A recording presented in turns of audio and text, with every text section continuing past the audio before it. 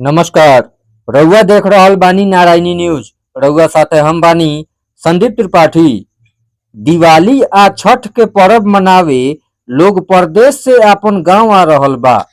एही बीच Sirhind railway station पर शनिचर के सबेरे एगो लमहर रेल हादसा होखे से बच गईल।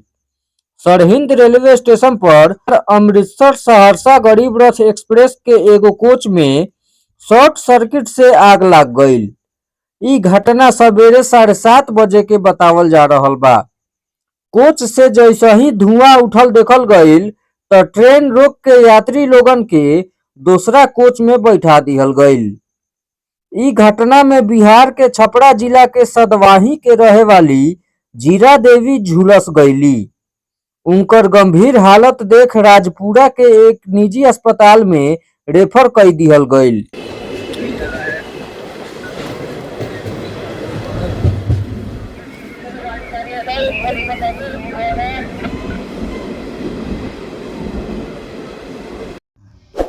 रउआ सभे नारायणी न्यूज़ के लाइक करी, सब्सक्राइब करी।